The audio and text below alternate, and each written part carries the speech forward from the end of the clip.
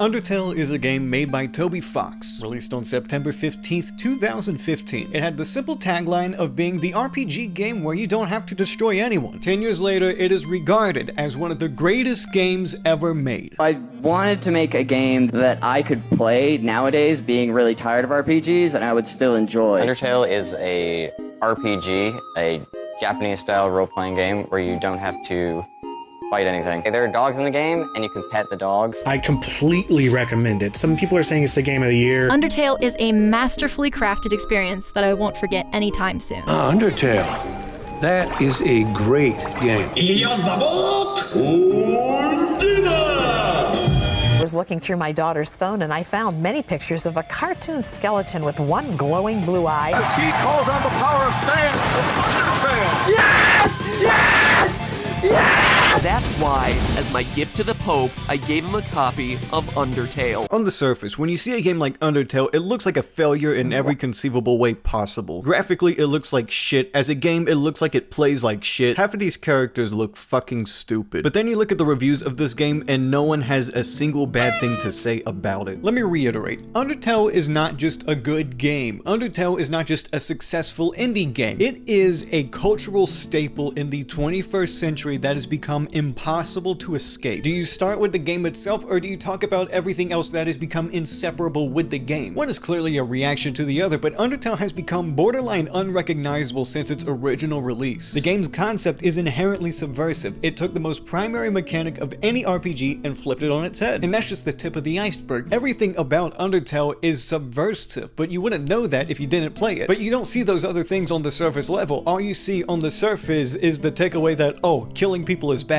because that's at least the takeaway I got when I first heard about this game. And it wasn't just me, it was a lot of people for that matter. Part of that had to do with playthroughs of this game on YouTube. If you looked at any playthrough and someone actually killed a monster in this game, if you did that, people would react as if you actually murdered a person in real life. The first 2 years of Undertale's release is associated with some of the most rampant fan reception I have seen before or since from anything ever. I have seen priests with less passion about their religion than the average Undertale player had about their game. Those things are filled with violence, and brutality. But at the same time, Undertale fans were oddly elusive about the game, annoyingly so. Despite the praise all of this game got, I heard less about why the game was good and more about sans. Let me put it like this. If you were or are the Undertale kid at your school, you are the reason like 5 other people actively avoided this game like the plague. And you know what? It is your fault. People were so exposed to the radiation that Undertale fans let off that the last thing you wanted to do was sit down and play the game because you would further contaminate yourself. No matter how good something is, if you're sick of it, you're sick of it. And most people were sick of Undertale before they even touched the game. I mean, it didn't matter how much praise the game got anyways. In fact, most of the reviews didn't even really talk about the game. They just said, oh, well, you just have to play it. Now,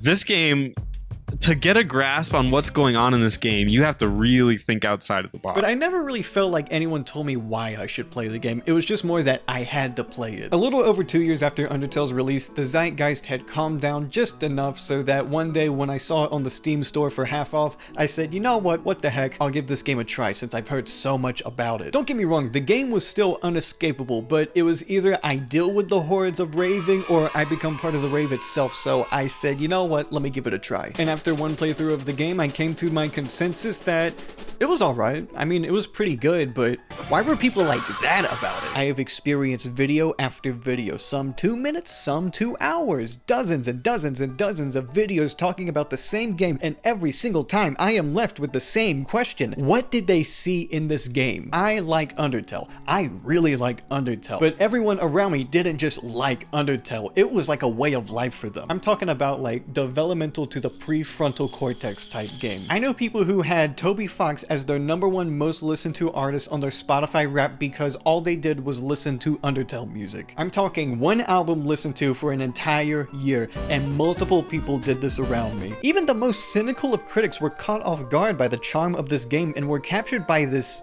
energy and would let down their guard to give this game the highest praise they possibly could, but when you asked them about it, all they could say was, you just have to play it. For the game that taught me what true friends are, I give it a perfect 10. That's all the critics could say. It cannot be understated that the fucking Pope received a copy of this game. Do you know how insane that is? The literal Pope got a copy of Undertale. This is the closest thing a game has been to being a gift to God. Okay, let's start from the beginning. What actually is Undertale? To help with this question, I brought a little friend of mine called Green Screen Background. It's going to be a big help for us to understand the ever-alluring mystery to this game. And then I just, Look, I'm in Undertale. Look, guys, I'm in Undertale now. I knew something was missing from my video essay lifestyle.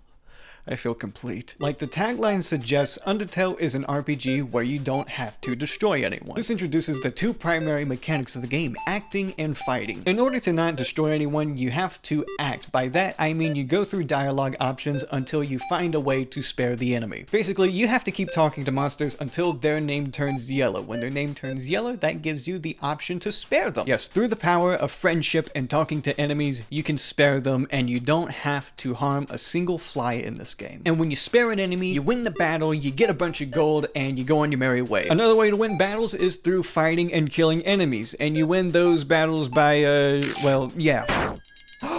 You hear that sound? That means it's time for the spoilers for Undertale song. Hit it! This is the spoilers for Undertale song. If you know the words, you can sing along. This is the spoilers for Undertale song. So stay around if you feel that you belong. The game is 10 years old, but someone also bold will tell me that their life is tainted because I didn't warn them. This is the spoilers for Undertale song. If you know the words, you can sing along. This is the spoilers for Undertale song. So stay around if you feel that you belong. Undertale's story is very easy to understand. There's an intro at the beginning that tells you everything you need to know. Two races ruled over the world, humans and monsters, that is, until a war broke out. The monsters lost, and they were sealed off in an underground world. And sometimes children run to the mountain, and they trip on a few vines and fall like 100 feet down a hole and somehow don't die. But at the end of that hole is a great underground world filled with monsters that are led by a great king. Okay, so the intro really isn't that exciting. I mean, the war already happened. We're just experiencing the consequences of it. But if you know anything about Undertale, you know that the game itself builds upon this story and gives it much more density than what you initially see. Your heroes aren't just heroes, your villains aren't just villains.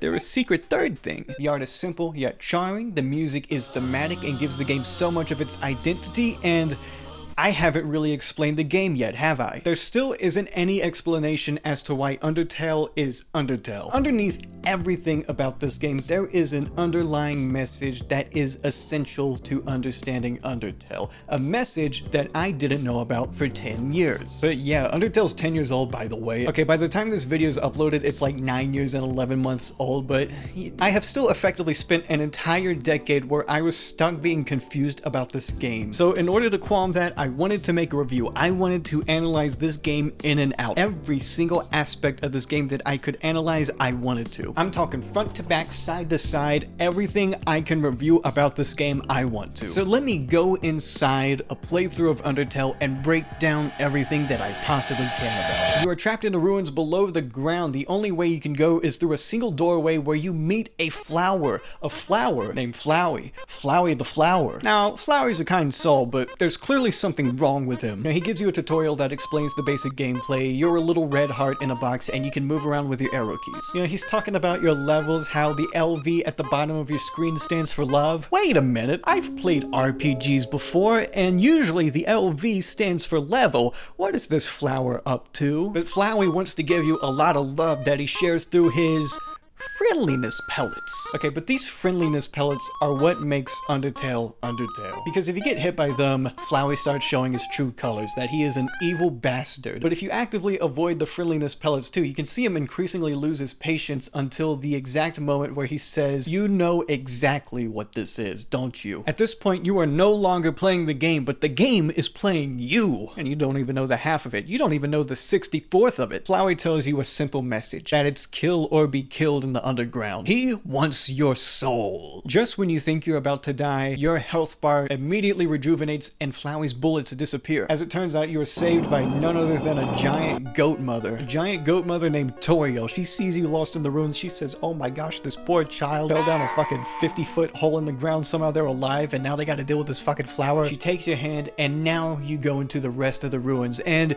you really couldn't make a better beginning for this game if you tried. In a way, it kind of reminds me of that scene from Willy Wonka where the entire movie he's this elusive figure that's only shared around by name, bordering on myth. Everything around his name is just this increasing hype that builds and builds throughout the movie, that by the time you actually get to the scene where you see him for the first time, the doors open and he's walking with a cane. The excitement from everyone stops immediately and it's replaced with this tension. The tension of this magical person having such fragility to him before at the very, very last moment the cane leaves his hand and he falls over before catching himself with a somersault. I don't care what anyone says, that is one of the greatest moments ever put to any movie, because from that point on, you would never be able to tell if he is telling the truth or lying. And Gene Wilder himself specifically wanted this in the movie. And in a way, the beginning of Undertale is poised in the exact same way, because Flowey is the first character you see in this game, and what he does to you is try to lure you in and murder you. And from that point on, you never ever know if the game is being genuine with you or if it's hiding something ulterior. Despite the rest of the ruins being fairly peaceful and Toriel herself being the most overprotective and kind person ever put into a game, there's just that sense of unease the whole time. And that sense of unease just never shakes off. The entire time you're going through the ruins, you're just waiting for something to happen. Even though Toriel herself tells you you don't have to hurt any creatures, there's just that defensive mindset in the back of your head where you're probably going to at least slay at least one of these monsters. I mean, that's what I did on my first playthrough. The character of Toriel is quite literally a tutorial, so tutorial guiding you around the ruins is practically second nature to her. And Toriel in a way is kind of a satire of hand-holding in games, quite literally holding your hand, and oh, there's the yellow paint debate right there. So in case anyone wonders, here's what Toby Fox thinks about yellow paint in games. He wants to make fun of it, so. In the one area where she makes you walk alone, she's actually hiding behind a pillar that you can check behind. And you know what? The game does a great job at making you feel comfortable around her. And she gives you a little cell phone so you can call her whenever you need to, but she ends up calling you and asks if you want butterscotch or cinnamon for no particular reason. And in general, the ruins are a great way for you to get a feeling for Undertale's personality. There's a lot of stuff in here that's ultimately kind of pointless, but it just adds to the character of the game. Like, for example, you go into a room and there's a bowl of candy right there. You can take just one piece of candy, but there's nothing stopping you from getting more. I might as well take another or another, and the bowl fell over. But the only repercussion for taking more candy is just that eventually you don't get any more candy. If you only took one, you'd only have one candy, but if you take three, you still got 3 candies. It's just that you can't grab any more after that. The option to fight or spare an enemy is ultimately your choice, and everything you do in the ruins is your choice. There's a little recurring gag whenever you go to a save state where there's a mouse hole and usually some type of cheese that's impossible to get to, but you believe in the mouse getting to that cheese. You are determined. You're filled with determination that the mouse can get the cheese. Actually, pretty interesting how the game says that every single time. I don't know. Oh my gosh, there's a house in the ruins, and it's none other than Toriel's house, and she made you a big, delicious slice of pie. You're able to go around and interact with almost everything in the house. You're able to interact with this mirror that tells you that you are, in fact, yourself. There's some fur. It's stuck in the sink, and Toriel's in a big, comfy, soft chair. But eventually, you start getting curious. You go down the stairs of Toriel's house, and you're met with this hallway that she immediately says, no, don't go down there. Okay, I'm gonna take you back. I'm gonna put you in bed and give you a big slice of pie. Yum, nom, nom, nom, nom. As it turns out, there's like an exit down those stairs to the rest of the world, and Toriel just goes down the stairs and says, I'm gonna destroy this fucking exit so no one can die. Oh, by the way, you're gonna die because there's this giant goat king called Asgore. He's gonna just destroy you to bits and pieces. Oh, what's that? You don't believe me? Guess what, fucker? He's done it 6 times already. What makes you think you're gonna be any different? It's not just the flower who wants your soul. The king of the underground also wants your soul, and you're looking like easy pickings. And And he's also at the barrier that you need to go through in order to get back onto the surface, so you can't avoid him. You have to fight him. So you know what? I'm gonna destroy this exit and save your life, and you're gonna live here forever with me. But I just went through the entire ruins. I can't imagine spending the rest of my life here. So there's only one thing left to do. Toriel stands her ground, and you are in a fight. You do what you tried to do before. You try to talk to Toriel and say, hey, you know, maybe we can settle this some other way. At a certain point, you go through all the dialogue options, and it just looks like there's no other choice. So if I can't spare her, then I guess I'll just have to fight her, and oh my gosh, she's already dead. Well, the bad news is that Toriel's dead now, but the good news is that you can explore the rest of the world now. Yay! And you get to meet two characters. You get to meet Sans the skeleton, and you get to meet Papyrus the skeleton. Well, you don't really get to meet Papyrus because he's actually trying to capture you, because word on the street is that there's a human running around in the underground now, and by the way, we only need one more soul in order to get back onto the surface, said all the monsters. So Papyrus wants to capture you so he can get approval from the royal guard. And this next area after the ruins is called Snowden. And the reason it's called Snowden is because there's a lot of snow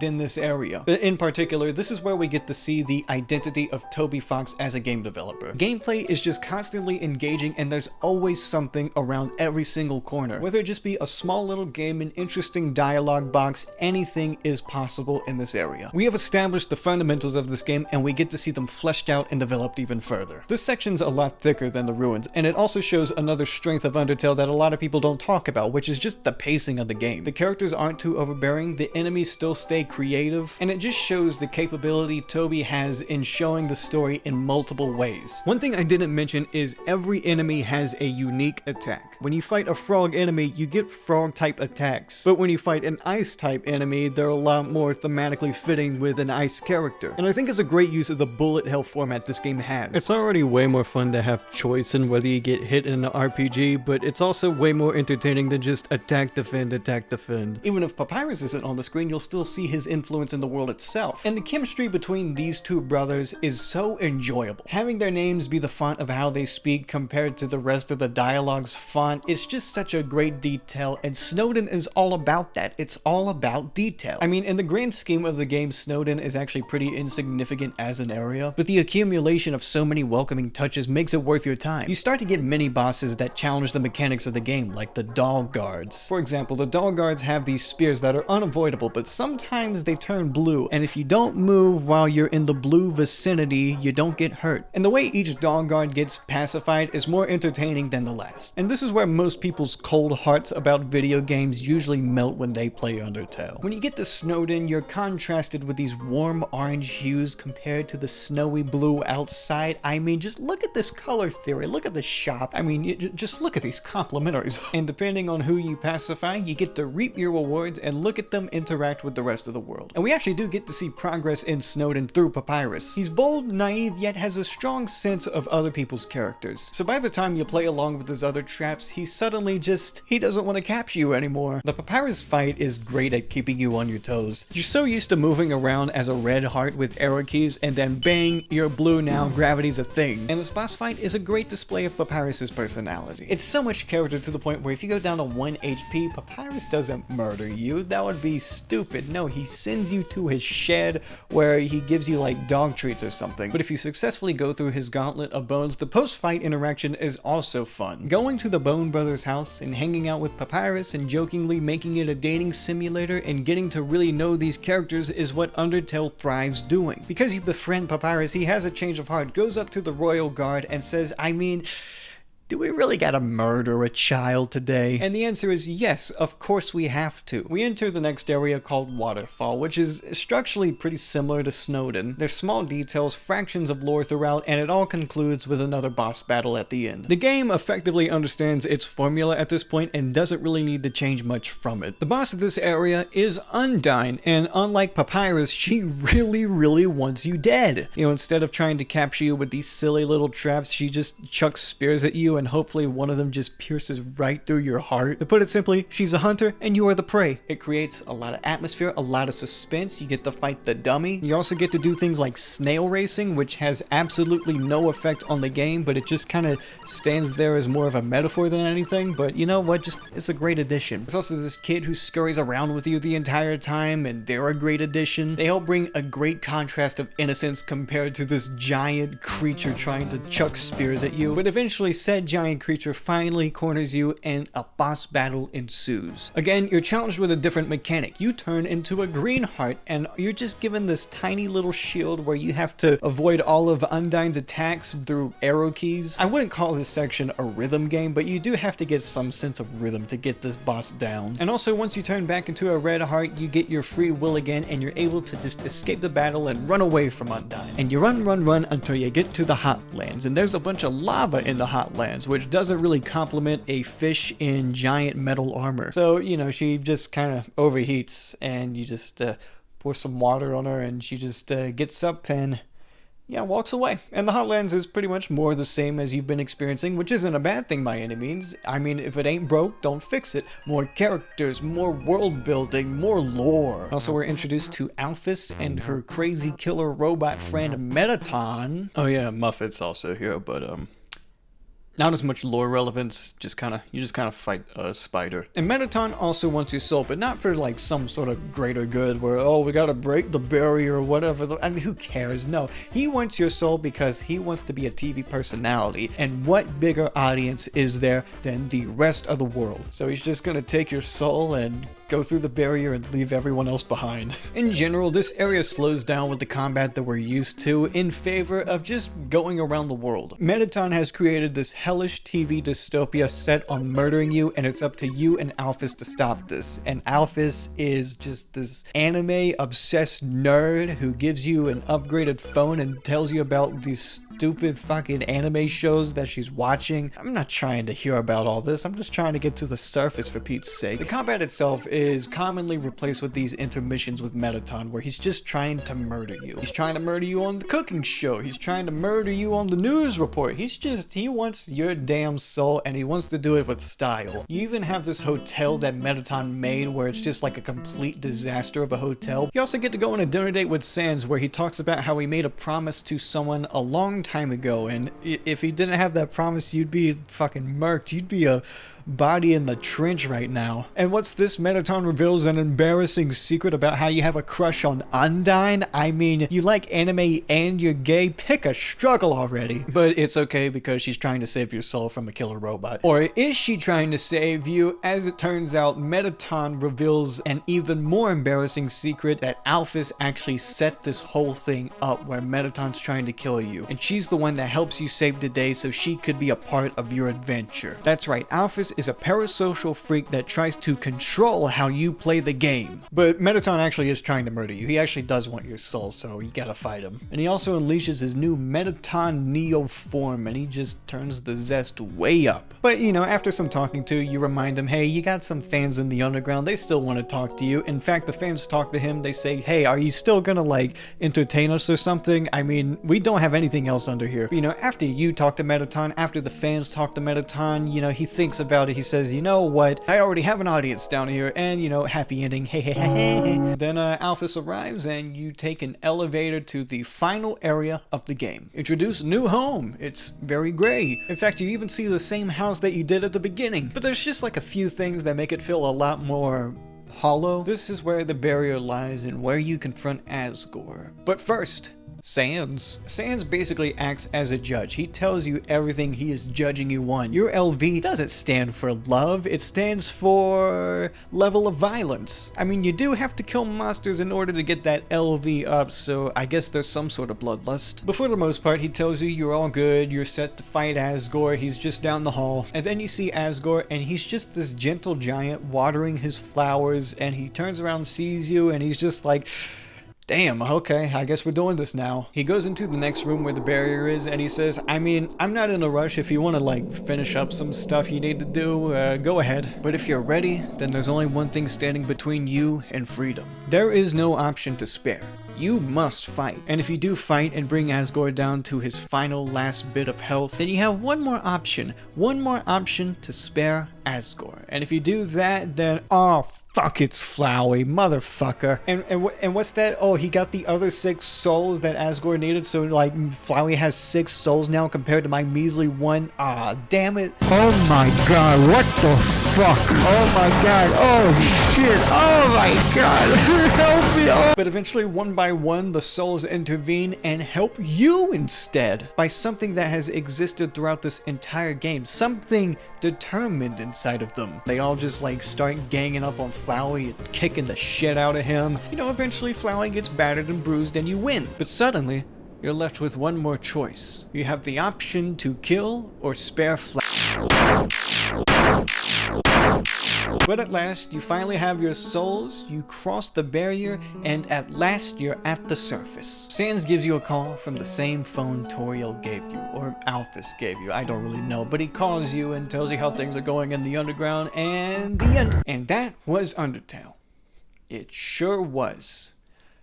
Very concise, to the point, the filler was minimal, soundtrack was nice. I'm missing something, aren't I? Now, the playthrough I just described falls under one of the many neutral endings that you can get in this game. And if it's your first time playing Undertale unknowing of anything else, this is the first ending you will get. I asked everyone for this video what their first playthrough of Undertale was like, and every single person told me the first time they went through this game, they got a neutral ending. Except for one guy who played the game for exactly 20 minutes and put it down never to play it again. Which, I mean, to each their own, but already paid for the game. But there's a reason the first time you play through Undertale you get a neutral ending, and I'll talk about that real soon. As for me, in October of 2017, my first playthrough of the game consisted of me killing every single boss except for Papyrus. I got my ending, the story finished, and that was the game I heard so much praise about. I mean, the game was fun. It was really fun, but my takeaway was still, oh, by the way, killing people, that's bad. That little level thing, that stands for killing people bad. I mean, I was aware of the special endings. I'm talking about the true ending of Undertale, where you spare every single enemy. This is also known as the pacifist route. And if you want the full Undertale experience, this is the ending you need to get. But in order to get one of those endings, I had to play through the game again. And I already just played the game. Okay, so maybe I should have used that spare mechanic a little bit more than I did in 2017. A few years later, I booted up Undertale again, 4 years after I first played it. I tried to play the game like a pacifist, and I spared, and I spared, and I spared. And truth be told, the game does have more personality when you're not autopiloting, slaying enemies, and engage with the game the way it was supposed to be intended. But when I got to the Hotlands again, something just felt off to me. You know, I was sparing enemies, and don't get me wrong, I was playing through the same exact game again, but it felt a little too the same. I paused my game, went to Google, and looked up how to do a pacifist run. And what do you know, in this run, I murdered Toriel, because when I played it in 2017, I just immediately fucking slashed her. So for me, this was the run where I was trying to pacify her, and I fell for the trick. I fell for the exhausted dialogue, and I just said, okay. Well, as it turns out, that was the game pulling a little trick on you. Haha, you got pranked. Hope you didn't save at that save point 2 minutes after the boss fight. So, yeah, that's sucked. I was just gonna get the same ending I got last time, except I spared like 2 more people. I closed the game and let it gather dust, but as time went on, Undertale just kept getting bigger. The fandom kept expanding, the game started appearing in other mediums, and along with Toby releasing the first chapter of his new game Deltarune in 2018, it kept the fan base well and alive. The soundtrack to Undertale is the most praised soundtrack I have heard ever. Regardless of medium, this was treated as the soundtrack of soundtracks. Every third YouTube video you watched had Undertale music playing in the background. An entire symphony played the game's soundtrack for its 5th anniversary. Sans became a pop culture icon in his own right and was added into Super Smash Bros. Did I mention this game was given to Pope Francis? Like that Pope Francis that they also play the Undertale soundtrack in front of? It's not that I wanted to think about Undertale, but it was unavoidable. Every time it swam in my mind, I would see the game again again and I would think about it again. The praise, I played this game already. What is this hysteria I'm hearing about to no end? When I look at a game like Undertale, I see a game so unanimously acclaimed by so many people, yet whenever I see a review of the game, I hear the same beats. The story, the gameplay, the music, the subversion of the RPG format, characters, art, bosses, everything positive that can be said about a game was said about Undertale. I knew why the game was good, but I didn't understand why it was amazing to other people. Because whenever I talked to someone about why Undertale was so good, they'd give the same answer. Because it is. I need to know why this game is. I have never ever been able to talk about Undertale normally ever. A large part of that has to do with the fan base. To this day, Undertale has a vocal fan base. It's to the point that the fans were inseparable from the game and the game ended up receiving backlash because of it. It caused people to dismiss the game and belittle the mechanics. Oh, killing people is bad, how fucking thought-provoking. But in return, the fans got even more defensive because people would antagonize their game now, so they had to fight for it. It became impossible for an Undertale fan to look at their game objectively, because to look at their game objectively was to antagonize their game. Any type of analysis that wasn't just pure praise towards Undertale was seen as an act of aggression, and because I only played the neutral route, that was seen as an act of ignorance. No, in order for me to understand the game, I had to play the game the way they played it. But then when I would try to inquire about why this was one of their favorite games ever, they just wouldn't. They just would not engage with the game on an objective basis. Like, they would talk about the game. They would talk about the game a ton, but I don't remember what they were talking about. It wasn't anything that helped me understand Undertale any more than I could. Either that or they'd show the Spotify Wrapped with Toby Fox as their #1 artist, because that happened more than once. But on the other hand, the people who haven't played Undertale have absolutely no desire to play the game because the fandom pushed them away from the game that much. And you know what? I can't blame them, because Undertale fans were just this wishy-washy piece of mush where they never wanted any further discussion towards the game, and if you played the game a certain way, you played it the wrong way, then you were seen as just wrong. Undertale fans just wanted to be in this feedback loop with each other where they only communicated by saying Undertale to each other and getting excited about it. And then you go up to them and say, "What about Undertale?" And they go, that's how they talked. That's how all of them fucking talked. Like, I'm sorry, you gotta just take responsibility for being cringy in school. Okay, I found the words I was trying to say for this. Undertale fans are like the biggest culprits in flanderizing their own universe. Because the characters in Undertale, all of them are actually pretty multi-dimensional. They have a density to them. You can think about these characters for a while and still pick up on new things the more you play the game. But then there's the Undertale fans who take like one character trait from these characters and that's like their entire personality. Sans' whole personality was like puns. For the longest time, he was just like, oh, he makes puns.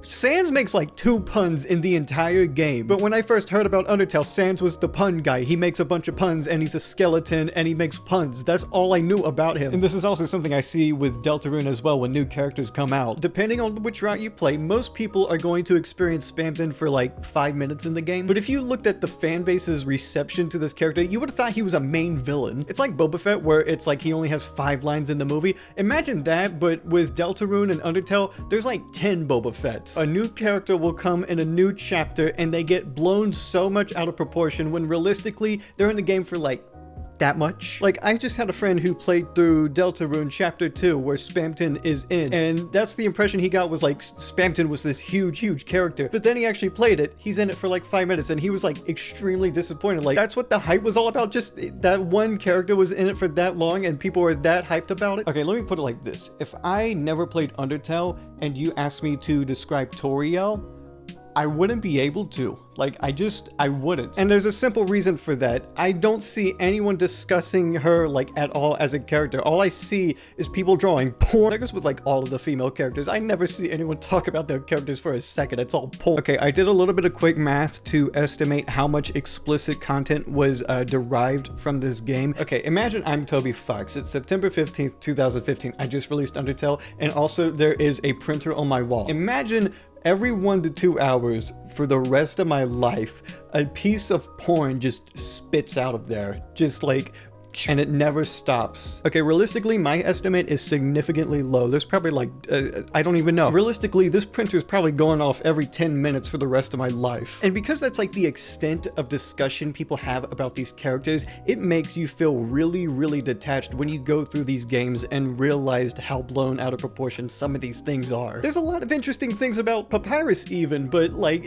on the internet, like his character trait was that he sounded like Skeletor. It wasn't even a character trait, he just sounded like Skeletor and that was it. If my fan base took away all the depth of my characters the way like people have taken away the depth from Undertale and Deltarune, I, as a creator, would probably go fucking apeshit. But there was still critical merit to Undertale. There was this increasing institution that built year after year towards the game. And just helplessly seeing this game become part of the pantheon of gaming just made me increasingly obsessed with the game. Whenever I brought up Undertale around my friends, it was usually responded with a heavy sigh because they knew I was about to be on my bullshit again, but I just couldn't help it. You see, there are certain pieces of art, and in this case certain games, that are so unanimously acclaimed that they reach a special status where the game no longer needs its quality to be defined so much as it's defined by its quality. What am I saying? It insists upon itself. Why is Halo so good? Well, because it's Halo. Why is Half-Life 2 so good? Oh, well, it's because it's Half-Life 2. Why is Undertale good? Because it's Undertale. These are the games that have cemented themselves in the museum. When you come along and like one of these games, well, that's because the game is good. But if you happen to not like one of these games, well, the gods get angry. And this isn't exclusive to gaming, art, music, movies. These are all things that have had decades and centuries of creation behind them. And because of that, you have certain things that are cemented and have no intent to be detested. You tell the wrong person that you think J.S. Bach is boring and you will see someone lose their composure over a composer. And I get it, when you're passionate about great art that you have experienced and has changed your life, the last thing you want to see is someone being ignorant towards it. Because when I tell a Halo fan that their game is just Tom Clancy for sci-fi World War II nerds, it's not just with the perception that I'm being ignorant towards something they have emotional attachment to, but I'm also devaluing art where the only way to preserve it is through praise. What can really be said about this game that really hasn't been said? It's Halo, and it's vastly overrated, but yet I find myself buying it. But in return, our own passions towards certain art can create our own traps of ignorance. Sometimes we get too attached to what we love, and we refuse to seek out anything that could give us the slightest risk of unfulfilling us compared to the things that define us. Sometimes it's also just really, really funny to be ignorant, because you would not believe the amount of Halo fans I've been able to rage bait with that Tom Clancy line. But the fandom was also unable to open up as to what made this game great, at least for me. I mean, 10 years had gone by and I still couldn't figure out Undertale.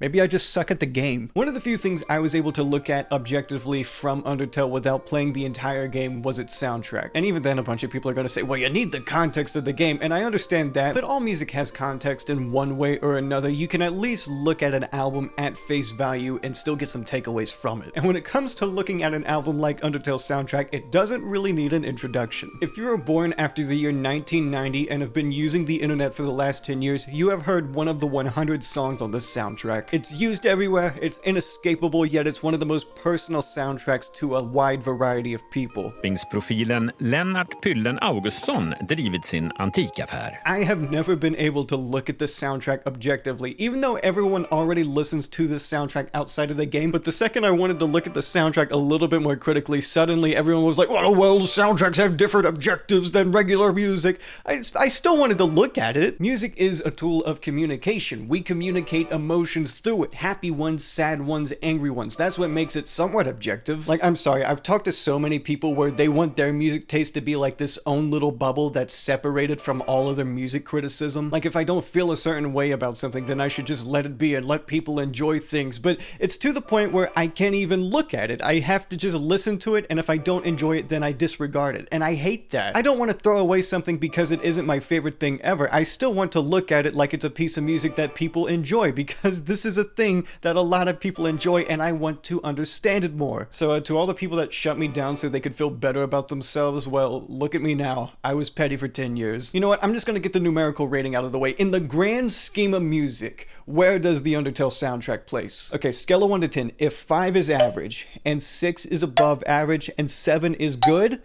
then the Undertale soundtrack's good. Listen, and I haven't just listened to the Undertale soundtrack, I have studied it. I looked at the melodies, the compositions, the inspirations, like, Anamanaguchi. I looked at how it was produced to see what makes people click with it. Now, Toby Fox, first and foremost, I would say, is a composer. That's how he got to start making stuff online. It's through making music for things like Homestuck. So with the context I have researched online and the notes that I have taken, I feel like that I can finally assess the soundtrack in a way that I'm at least happy about. You know, I already know because I'm sitting down right now, there's gonna be like one person in the comments that's gonna say, oh, you're sitting down doing your video? How pretentious. That's a thing people say sometimes. My feet hurt and my legs are sore, but somebody's gotta make a cool, awesome Undertale video. The first credit I have to give to Toby on the soundtrack is similar to the credit I have to give to the entire game, and it's that Toby knows what he's good at and hones in on the strengths for his first professional project. The first thing you're drawn to when you hear this soundtrack are the melodies. I don't know how many times Undertale fans have said the word leitmotif. I think that's like the only musical word they know, but there are a lot of leitmotifs and he knows how to use them pretty damn well. Each time I study one of Toby's melodies, I take away something new. Like Once Upon a Time's nothing more than a chiptune melody with a bass humming underneath it, but when I looked at it with a little bit more music theory, I noticed it was in an F major pentatonic, but occasionally the bass note has a G sharp, which gives it like a bluesy flourish. So with that, the overall tune is happy with like an F major, but occasionally there's that tensity with a G sharp that gives it a little bit of a melancholic tinge. Then about 30 seconds into the song, the melody picks up. I don't know the exact semantics, I'm pretty sure it's just F major, but there's a few notes in there that prevent it from being just an F major scale. More specifically, there's no discernible mode in the song. I know the root note is F, but that's really all I know. And there's probably someone that's gonna say, oh, it's actually an F melodic minor because talking about music on YouTube sucks and it's fucking masochistic of you to even try. But the melodies themselves and the compositions are very well done. And you know, there's videos online of like composers reacting to the Undertale soundtrack and they're all like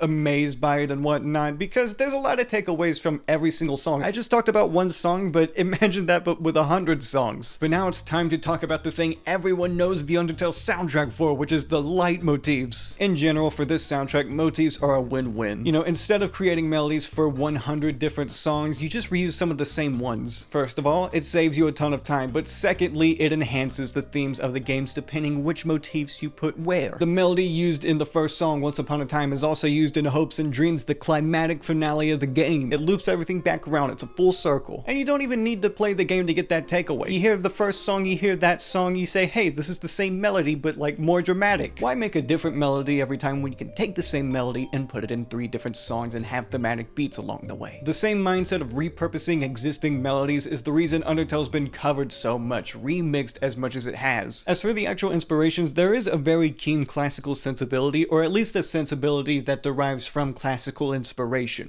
Based off what I could find in interviews, he just listens to video game soundtracks, so he probably just listens to other people that listen to classical music and takes inspiration from that. I just mentioned that because the things that give the Undertale soundtrack its drama are a lot more classical in approach. Obviously there's the melodies and the nature of how they're composed, but there's also things he does like tuning up a song 10 Hz above its key to give it more intensity. You can see this happens somewhere like the Asgore boss fight, or knowing when to put a key change to add more drama, and that usually has an underlying dynamic with something else, whether it be the use of break beats or dance elements sometimes. And those things I mentioned aren't designated to only being classical, but the way Toby does it just gives me that feeling. This in combination with the fact that the soundtrack averages like 1 to 2 minutes per song helps keep the soundtrack sounding fresh throughout. And when you have 100 songs, it's pretty good that everything can still sound somewhat unique. Another way Undertale keeps its cohesion is through its timbre of piano and reverb chiptune, which helps it with the mood of the game's retro look while giving it a stronger emotional tugging when it matters. And these are like signatures of the soundtrack, but sometimes I do feel like they're a little too reliant at points. And because Undertale fans have a tendency to take everything to the nth degree, I'm going to clarify. Not every song has piano or reverby chiptune, but most of them do. Something like Home has the benefit of sounding like an acoustic guitar, or It's Raining Somewhere Else where it has that vibraphone sound. Toby knows how to use tone to match an emotional setting. It's the reason he's able to even use the leitmotifs as much as he's able to, because he changes the instrumentation so much of these like little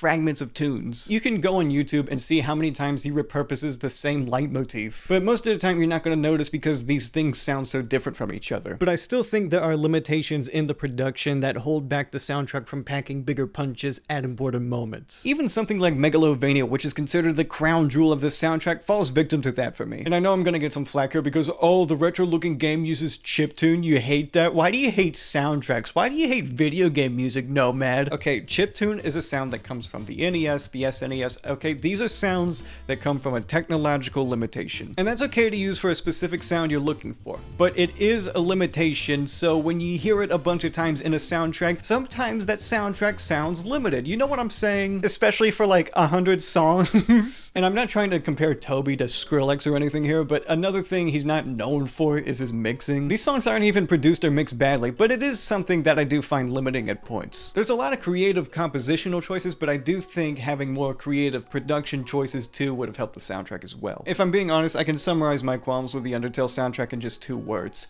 More bass. Oh, well, Undertale soundtrack has bass, and I know it does. More.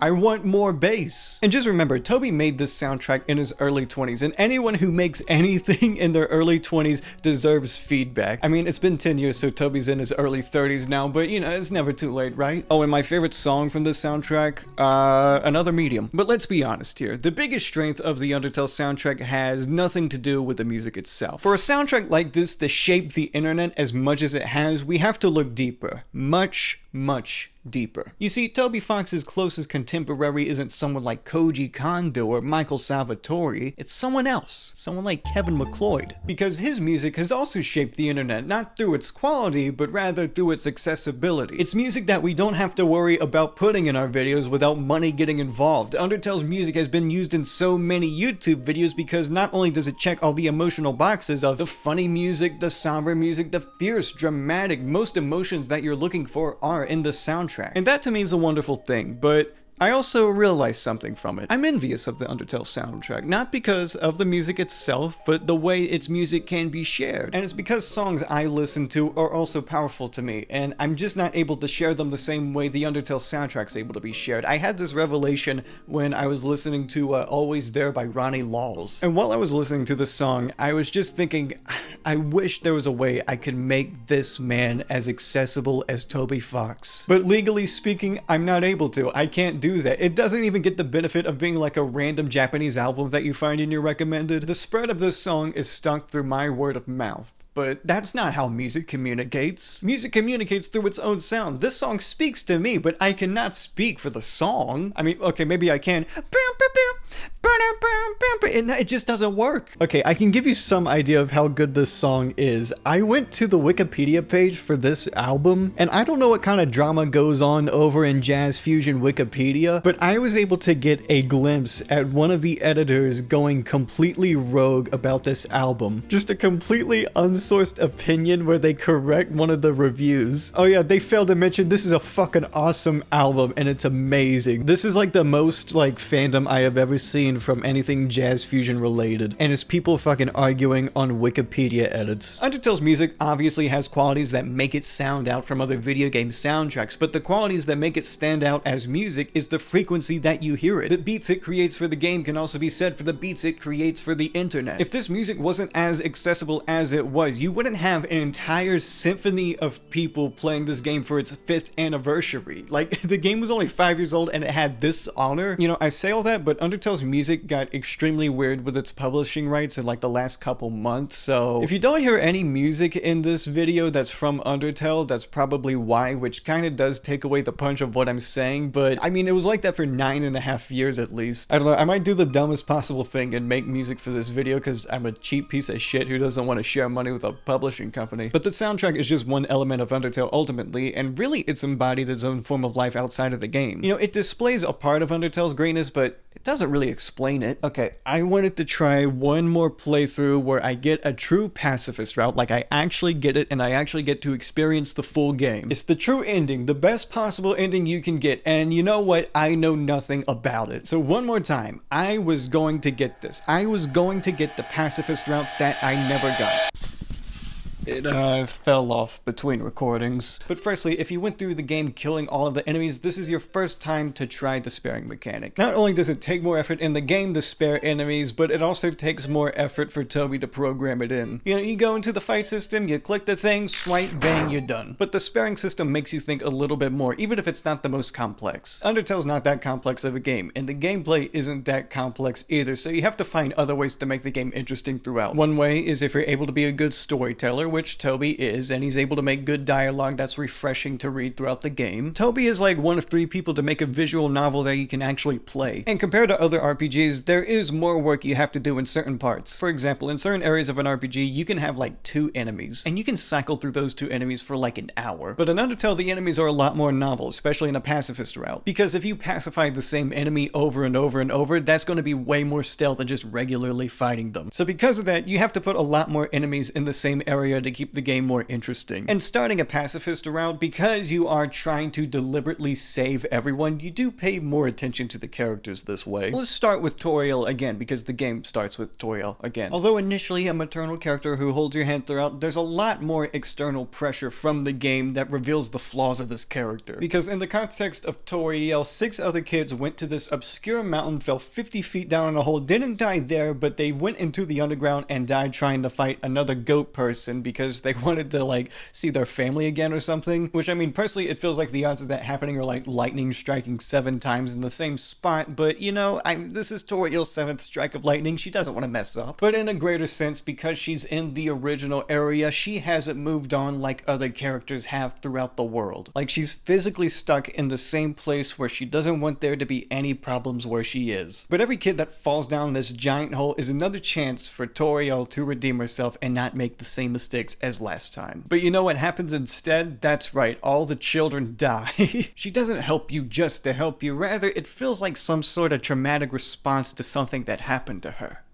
But what? If you fight Toriel again and spam the mercy option over and over and over, finally you can save her life. Now, most of the game is still the same. You are just going to experience some redundancy, especially if you've already spared every enemy beforehand. But chances are, if you played this game blind, then you fell for the Toriel bait. You're not going to notice that many differences initially compared to if you play a neutral route, which actually it started making me kind of nervous. So I'd have a checklist on my other monitor to make sure I was doing everything right so I didn't mess this up. In the context of Snowden, Papyrus and Sans don't really have that much depth compared to later on in the game. I know someone's screaming at me for even implying that Sans could lack depth at one point in this game, but at the beginning, he's just a chill, laid-back, goofy skeleton guy. And all he wants to do is see his brother happy, so you better make Sans happy by making Papyrus happy. You tell Papyrus that the junior jumbles harder, you eat his spaghetti, or you at least lie to him and say that you ate it. In general, I warmed up to a lot more of these characters on my second playthrough compared to my first, and I think it's just because I was paying more attention to the game. Which, yeah, I know, I was paying more attention to the game and suddenly it was better, but also, yeah. But he's an innocent and courageous guy, probably the most individualistic character who's most likely to affect others around him for the better than they are to affect him. He's got some goofs, gaffes, and a lot of traps. And the pacifist route isn't about just sparing every single enemy you come across, you have to do a couple other things as well. Now, going on a date with Papyrus post-boss fight is in the neutral route, but there's also an extra one of those things in the pacifist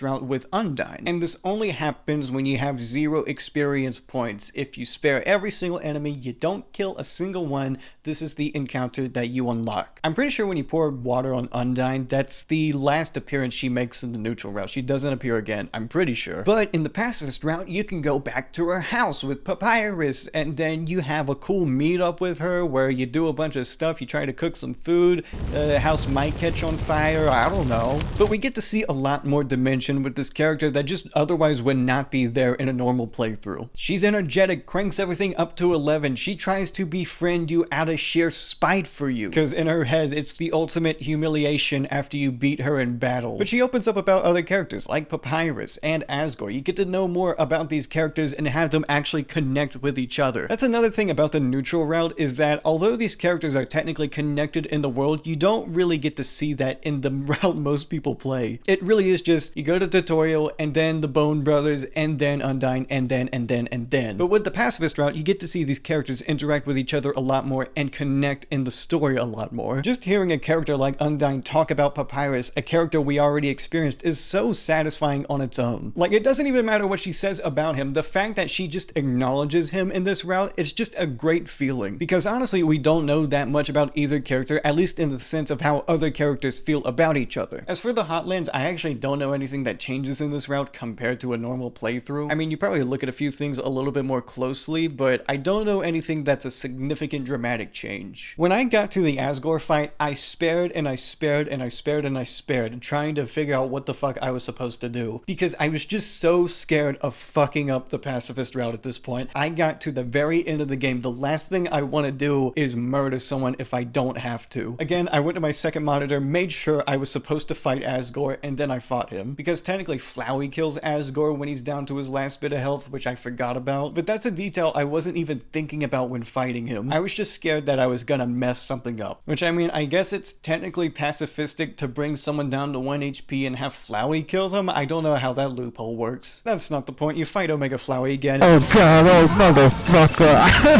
Oh god. Oh, but instead of murdering Flowey, you just spare him like you do everyone else. I don't understand. I was trying to murder you the whole time. Why aren't you trying to kill me? Well, it's because I already did kill you, Flowey, but you know what? I'm not gonna get the cool ending if I do it again. And after you beat Omega Flowey again, the game ends in a very similar fashion to a normal playthrough. You go to the surface, blah blah blah. That was the pacifist route. Let me reiterate, that's the pacifist route of Undertale. No, in order to get the ending everyone talks about, you have to get the true pacifist route. Don't worry, you don't have to reset the world or anything. All you have to do is close your game and reopen it. And what Flowey tells you to do is go back to your old save, blah blah blah. And because you say Flowey, he pops up from the ground and he says, "Hi, I'm Flowey. By the way, can you go back to your old save? There might be some stuff you didn't do." If you backtrack in the game enough, Undyne calls you and says, "Hey, I need you to deliver a letter to Alphys." I wonder what the letter is. When you give Alphys the letter, she sees that it is a letter saying that this person who gave it to her wants to go on a date, and she thinks because you gave it to her, you want to go on a date, and she says, "Oh, well, I guess. Ruh-roh, there's been an error in communication. Oh, I'm going on a date with Alphys even though I don't want to," and then, oh, shenanigans ensue. We go to the trash place, and then, I don't know, eventually they get together or something. We normally see two characters who are emotionally closed off, but when they come together, they complement each other emotionally so well that they open up with each other. Very sweet. It actually is quite nice. It's a little bow tie to both of these characters' arcs. After that, you're told to go to Alphys's lab. When you go in there, it's completely dark. You get a letter on the ground that says, "Hey, I feel like I should have told you this a long time ago, but I didn't. If you go into the elevator, you'll see what I've been working on this whole time. By the way, I'm the scientist of the entire underground, so I kind of do the busy stuff." But apparently she feels really, really guilty about the stuff she was busy with. And she must come forward with the truth, a truth that can only be discovered by going through an elevator and going to the underground and saying, "Hey, there's an underground now? What the heck?" Now, throughout the game, determination is a pretty consistent theme because you see it with every save point and it has a lot of relation to the player. But through this elevator, we truly get to see what determination means in relation to the world of Undertale. Now, technically, all monsters have souls in Undertale.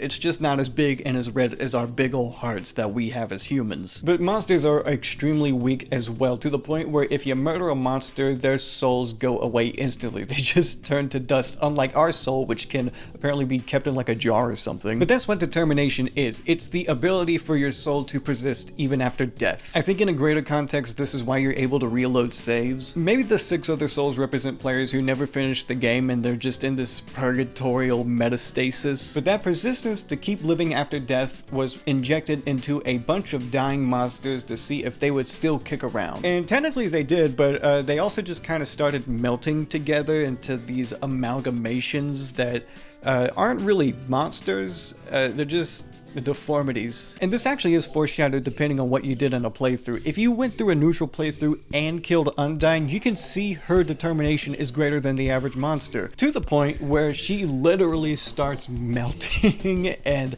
it's actually quite disturbing the more you think about it, isn't it? Ooh, I wouldn't want that to happen to me. Nah, I wouldn't want that to happen to me. But like everything else, you spare the amalgamates through your own determination, and you discover more about the true lab. And one thing I really enjoy is the use of memory to pacify the amalgamates, because one, it kind of clues you into the theming of the finale of the game, but it helps give the true lab even more depth. It goes from just being a scary area with these monsters to having a little bit of tragedy to all of it. But the use of pacifism through memory is something that I find quite touching, especially because these characters are a little bit more tragic than the average monster. You go through the diary entries that's talking about this big experiment about determination, and you also see these home videos. And it's home videos of Asgore, Toriel, and this little child, this child called Azrael. I wonder what that's all about. Why are the Undertale home videos in this true lab? That I still actually don't know why that's there, but it is there. And I actually do want to talk a little bit more about the lab entries in terms of just being a good example of non-linear storytelling. There's a total of 18 lab entries. Technically there's 17 because one of them's hidden in the game files. Oh, I'll get to it. But in the 17 lab entries that you see in this playthrough, you get to see the entire documentation of this determination experiment. They took one of the souls from the dead kids they had lying around, grabbed a turkey baster, and just sucked out some of that determination and put it into the monsters. But they're not shown in the same order. If you want a good example of how to tell a story in a game, I mean, look at this lab. You start at 1, 2, 3, but then you skip immediately to 5. Ooh, that creates a little bit of tensity. But as you go through the lab, you instill a greater sense of dramatic irony throughout, to the point where the final lab entry isn't the final lab entry, but rather the 8th lab entry. Okay, you spare all the amalgamates, you go through the entire true lab, and you get one more lab entry. Alphys wondered, what happens when I inject determination into something that doesn't have a soul? As it turns out, Alphys took some of that determination from the soul and injected it into a little flower in Asgore's garden. I wonder what that means. Finally, you head towards Asgore again. You get a monologue from all of the enemies that you spared, telling a story about the king's son who died. More specifically, it's about a human who fell into the underground. The prince, Azrael, helped the human and they grew up together until one day the human got sick. Azrael absorbed the human's soul, crossed the barrier so the human could see some golden flowers on the surface, but the human saw a monster carrying a dead human, thought the motherfucker killed him, started jumping his ass. He crossed back into the barrier and turned to dust with his ashes spreading out on a flower bed, meaning all the flowers in Asgore's garden had a little bit of that Azrael DNA in all of them. Now, when you get to Asgore again, you don't fight him. In fact, a different cutscene plays. He gets a big fireball blasted at him. Wait a minute, I recognize this thing happening before. It's Toriel. She's finally back after disappearing from all of my playthroughs. So as it turns out, the only heterosexual couple in Undertale got divorced. So yeah, she was the queen, and I guess maybe she still is. I'm not really sure how that works, but you know, she chews Asgore out, says, hey, you didn't have to take all 6 human souls, you just needed 1 to get to the surface, and then you could have killed people on the surface, dummy. Eventually, every other character comes one by one by one. Look at all of these people you saved being all together in one room. It's actually quite surreal to see. I will say, having my first playthrough be 8 years ago and having all the characters be detached from each other, having this happen in the game was just like a very surreal feeling. I wasn't used to all these characters being like associated with each other, but it is a tremendous payoff. You finally get to see every single character bounce off each other, and it's fun dialogue. They have a lot of personality. It's very dynamic. It's a great sitcom ending. I mean, it's a little embarrassing at points, but it's charming nonetheless. And even though you're gonna be stuck down here forever, I mean, look at all of these friends you have made along the way, just smiling at you, having a good old time. Why would you need to go back to the surface when these people are here for you, all these good old friends? But Alphys asked Papyrus a question, because Papyrus is the one that called everyone to even get to this room in the first place. How did he know how to do that? Well, let's just say a little flower told him, oh motherfucker, it's Flowey again. It's Flowey the flower. He's gotten everyone in a big old vine now, and he's gonna murder everyone because he got all the 6 souls again. All the monsters give their support. Everyone is saying, you can do this, you got this, insert character's name here. But if all the monsters are in the same room and Flowey already has all the human souls, you know what's gonna happen? He's gonna suck up everyone else's soul too and become even more soulful. And finally, Flowey unleashes his final form, his ultimate form, the form that he takes when he has everyone's soul. He takes form of his past self again. Asriel Dreamer. He unleashes his even truer form where he's even bigger and stronger, but there is a way to save your friends. You go back to their memories of all the fun times you had in your playthrough. You save them one by one, just by recalling all the good times you had. That is, except for one more soul, one that you've been encountering this entire time without even realizing it. After going into everyone else's memories, you go into the memories of Asriel himself. Because although he doesn't know who you are, you remind him of someone. Someone he used to play with. Someone that he hasn't experienced in a long, long time. Asriel wants you to stay around forever in this game, if it just means he can have this feeling of happiness one more time. As a flower with no soul and only determination, he could feel no love.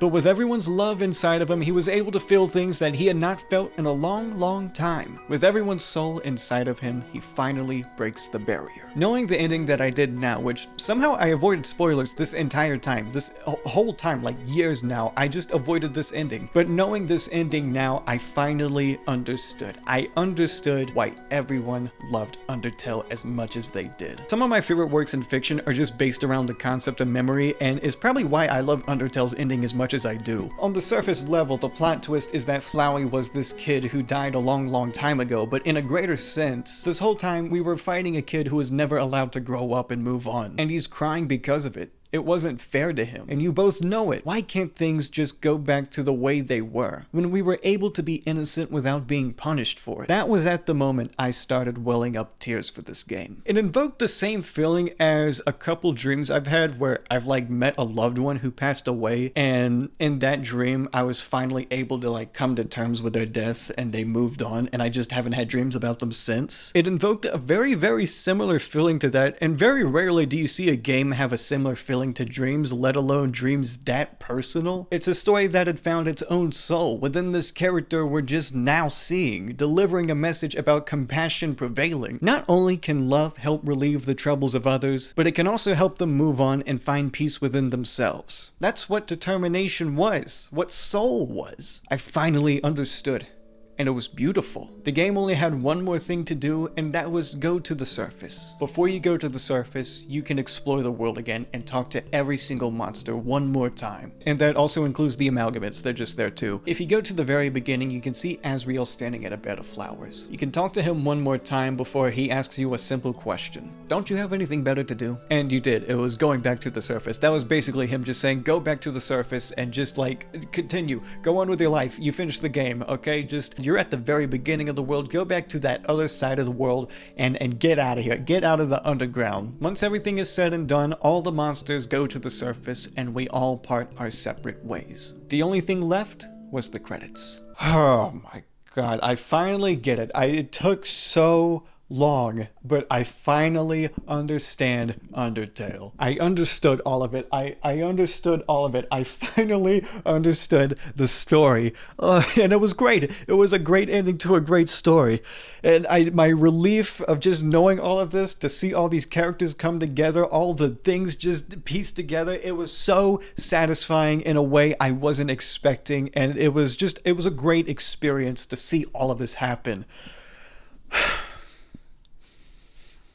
But a part of me is still kind of upset. Yeah, I was upset. When I asked people how their playthrough of Undertale went, most people told me they just played the neutral route like I did, and they didn't go back to it. They didn't go back to the true pacifist route and got that brilliant, brilliant ending. It's not that the pacifist route is difficult, but it's very specific, and you're never ever going to get it on your first playthrough unless you somehow do everything right. And a lot of my playthrough's enjoyment was held back by this underlying worry that I was just going to mess up somehow. Like that run years ago where I killed that stupid cartoon goat because I thought I had to. Now, in interviews, Toby said that when he was making an RPG, he wanted to avoid two things. He wanted to avoid grinding enemies for experience and avoiding fetch quests. As far as I'm concerned, Undertale doesn't make you fetch anything too demanding, but there is a grind in the game, regardless of how you play the game. If you kill so much as one enemy, as long as there's the slightest amount of XP in your bar, you have to start another run, and you have to do everything again, which means sparing the same same exact enemies that you did in your last playthrough. You have to do everything one more time just so you can unlock that little bit more at the end that makes it all worth it. But most people don't do that, and they just end up with an interpretation of the game that's just outright inferior. True Pacifist isn't just the best ending, this is how the game should be played. But it's just difficult to get to for the simple fact that you have to play the game twice. And if you already play the game once, then you've already experienced most of the game. I think in a way the pacifist route annoys Undertale fans a lot more than they let on. It's the gateway to understanding why this game is so beloved by its fans, but most people just aren't going to understand that like I did for 10 years. So they end up becoming irrationally angry if you kill something, anything, because now you won't see what they got to see. But also because an unhealthy proportion of Undertale fans have the emotional intelligence of a brick, they don't understand that when they're screaming about you killing monsters in a game, to you it's just a game, and it's also just a game too, like it is just a game, but in a deeper sense they're mad at you because now you can't see the really good ending and you're going to be ignorant about the game probably, or you're not going to get the same impact that they got when they played the game. One of the most iconic playthroughs of Undertale is by none other than Etika. It's kind of weird to say that a certain playthrough of Undertale is more important than the other, but in terms of like contributing to the internet culture of Undertale, I do think this is one of the most important playthroughs of the game on YouTube. Stop it! Stop it, Sens. I can't do it. This game is so fucking stupid. But at the beginning of the stream, when he's trying to start out with the game, it is completely insufferable. When I try to rewatch the stream, it is difficult. It is hard to watch because at the beginning, he is constantly getting donations from people telling him how to play the game, how you're supposed to not kill anything. Don't kill anything. The neutral version of this game isn't nearly as interesting as Pacifist or Genocide. For Genocide, you need to kill everything. Because to experience the best part of this game, you have to do really specific things that can really easily be messed up. And that to me, when someone is backseat gaming you the entire time, when the whole point is that you're trying to experience the game for yourself, is ultimately a flaw in design. Yeah, Undertale's just one of those games that's impossible to play as a YouTuber because of how many people just try to control your own gameplay. But at the same time, I understand the true pacifist route is so good that it just makes the neutral route obsolete to me. I'd rather this just be the first time you play than having it be the neutral route the first time. Let me put it like this. In terms of story, everything about the true pacifist route is better in every single way. And hot take, I'd rather just experience something objectively better. But at the same time, when we play through the game twice, we get a better impression of everything. By playing the same game again, you're able to look at the characters deeper. You're able to look ever so slightly into their nuances. Would the ending be as satisfying as it is if it was your first playthrough? The answer is no, it wouldn't be as impactful if you didn't play it twice. And would the ending be so impactful if the choices didn't have to be so deliberate? The answer is also no, but at the same time, it also comes at the expense of so many people not being able to see what makes this game great. They don't get to see what is objectively, and I'm going to say this, objectively the best part of the game, and that to me is criminal. Now there is a thematic route as to why you have to do the route twice, which I'll get to, but there's also a logistic route because the game was made by one person. Now technically speaking, if Undertale was twice as long, we would have twice as much time to spend with all of these characters and get even more acquainted with them, because the average playthrough of Undertale is also the same length as like the first season of Breaking Bad. You get a lot more time to spend with characters in Breaking Bad compared to Undertale. So yeah, if the game was twice as long, that's twice as much time to spend with these characters and get acquainted with them. But in order to do that, it's twice as much work, and when you're one guy, you know what's easier to do? Make them play the same game twice. And most people don't want to do that after they finish the game, and they just kind of forget about it. And technically, Toby makes this work out in his favor in the long run, but also initially speaking, this just isn't the greatest design. The average playthrough of Undertale is good, but the pacifist route is great, but most people don't get to experience great. They experience good. And that's a huge part as to why Undertale is misunderstood to so many people. Heck, I think this complexity is why it's so misunderstood to so many fans of the game. You look at how many views the Sans fight has. It has more views than copies sold of this game, and also more views than the true pacifist route combined. You ask most people what what they think about Undertale, they're gonna show you Sans Fortnite dancing because it's the year 2018 and that's what people showed about Undertale instead of, you know, like the thing that's just so hidden in the game. It's an ending so good that regardless of devil's advocates, I just want this to be the main ending of the game, the one you get the first time around. Regardless, I just want this to be the main ending, but there's one reason as to why it's not, and it's a reason that's very, very big. Now, some people know this more than others, but saves are a very, very important mechanic in Undertale. Not only do they persist with the theme of determination, but time travel is technically an aspect of the game because of these saves. Because when you save something, that is saving a temporary stasis in time. A stasis that you can always come back to as long as you have the save. And it's one of two ways to travel through time in Undertale. The other way to travel through time is through a reset of the world. For example, you finished the game but you murdered a couple enemies. Well, there's one way to fix this, and it's by resetting the world so everything goes back to the way it was. The only other person who has control over save states is Flowey, and when you reload a save, he's the only character not affected. Is it because he doesn't have a soul? I actually don't know the entire reasoning as to why this happens, but it happens. I mean, there's definitely a reason, I just don't 100% know what it is. Sans is also aware of save states, but he's affected by them. He's affected by the logic of the world like everyone else, yet he knows the most about it, so he's kind of like the William Bloodsworth of Undertale. First is a normal reset. You finish a neutral ending, Flowey pops out of the ground, he says, hey, by the way, can you reset the world? And technically, I mean, that's the only type of reset, but then there's also a true reset, which you get by doing the true pacifist. And I think the only difference is that this is called something different because it's a different ending. But when you do a pacifist run, I mean, you got the best ending you possibly could. By resetting the world, you take away the best ending. Like if you do another true pacifist run, you're not going to get any new dialogue options because the entire world was wiped. If you do it again, you do it again. But the resets also lead to darker implications, something that almost kind of conflicts me. People deserve to see this ending, but resets are also vital to the theming of the game. Without them, the implications and motivations of the true ending don't make nearly as much sense. It creates this paradox where the resets are vital to the ending having as much punch as it does, but it comes at the expense of the game's pacing because you have to do everything twice now. And because it's so difficult to get to this ending, it ends up getting overshadowed by just quirkiness. Truthfully, I don't know why Toby made the game like this, and I don't need to know why, but it does confuse me. So I just ended up looking up as much as I could about Undertale's development. I looked through the art book, interviews, anything that I could, I tried to get my hands on. One of the things I looked at was what inspirations Toby took from. Because ultimately things we make are just the amalgamations of all our inspirations put into something, and Undertale is no different. Some of the character designs look straight out of Cave Story. Toho Project is fundamental to this game's design.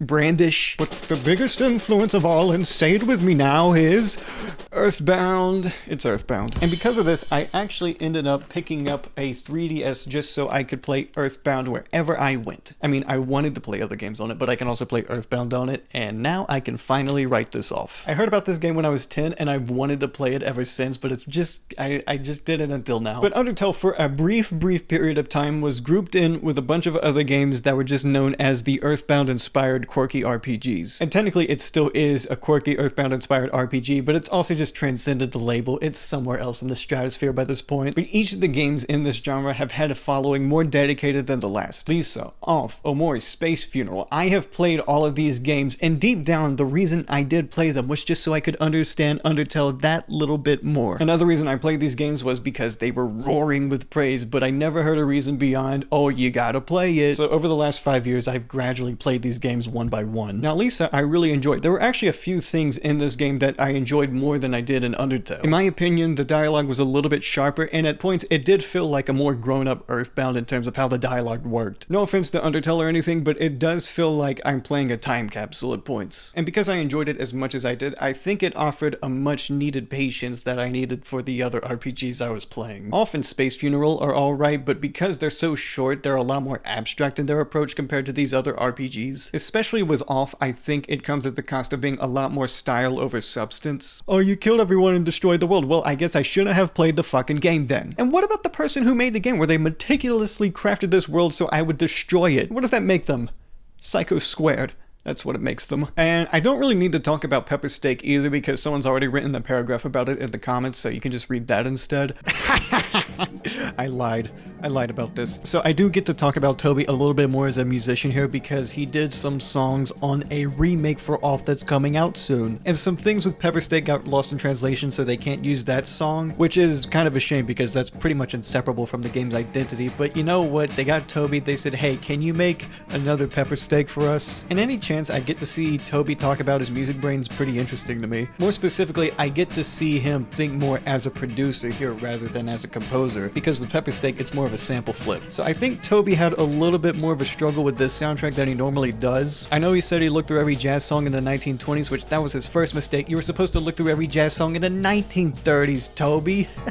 Rookie mistake. Mainly because if you look at the original sample of Pepper Steak, it's a 1930s jazz song, and the closest relative I can think of to this song off the top of my dome is Your Woman by Whitetown, and that's also a 1930s jazz song that was sample flipped. But in this case, it's quite interesting to see how he tries to flex another muscle in his music brain. And again, it also just shows you how much Undertale focused on Toby's strengths. But it's interesting to see him try something new, something dangerous for him. Oh, also, someone's probably going to be like, oh, no man, what about One Shot? That's, I'm not going to talk about One Shot, I haven't played it. As for Space Funeral, I don't have a lot to say it. I like how crass the art style is, and it also gives a nod to Love, one of my favorite bands ever. But there's a lack of profoundness that doesn't give the most payoff in either of these games, though I forgive Space Funeral a lot more because it's like 40 minutes long. And some people might think Omori's an Undertale ripoff, but the production started before Undertale was released. It just took them a while to make the game. And also here's a tweet of Toby talking about Omori without directly mentioning it, but he's saying that it's very, very similar to Deltarune. And after playing both of these games, yeah, I see the comparison, but Deltarune does something that Omori doesn't, and that's having pacing. I played the game for 30 hours, so I get to say this, I don't like Omori, and if I have to fight that stupid fucking well again, I will go haywire. And also, Undertale was just way more accessible because of the gameplay. It was a lot more engaging. But what about Earthbound? I actually do want to look back at this game again and see what it influenced regarding Undertale. More specifically, I want to compare the creative minds of both of these games. Now, firstly, with the similarities, Earthbound is a similar case of the creator basically taking all of their inspirations and combining it into one product. Earthbound in particular takes a lot from 20th century Americana, rock music, suburbs, 50s horror movies, but one influence stands above the rest. I'm talking Peanuts. What?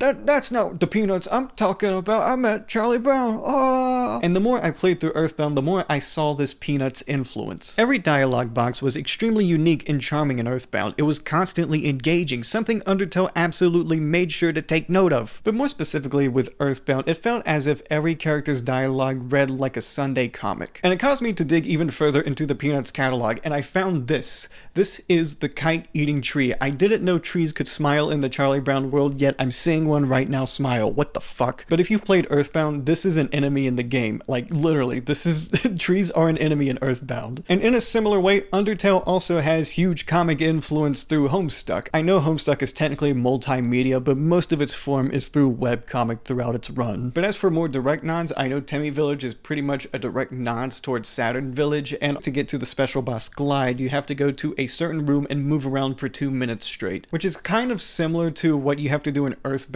In order to unlock a room, you just have to stand in one position for 5 minutes or however long they wanted you to stand there. But there is a narrative behind the game too, the ones that fans latch on to a lot. The game was made by one person, Toby Fox. Toby Fox was the person who made this game. Oh, but no man, Timmy Chang worked on some of the art. I'm talking about everything else, okay? Music, coding, story, also some of the art, Toby did all of that. It's a very one-sided connection where you latch onto this idea of someone making a game by themselves. It's a very inspirational thing about the game, but it's also very easy to be susceptible to how vicarious that is. Because making video games take a lot of work, let alone a game that works out this well. Toby was like, what, 23 or 24 when he made this game, so in case you were wondering, yes, it is too late, you should give up. But before he even began production on this game, Toby was very much a student of the game, or I should say, the games. He knew what he wanted out of his game and made a very clear goal out of it. An RPG with gameplay, and you also didn't have to grind kills.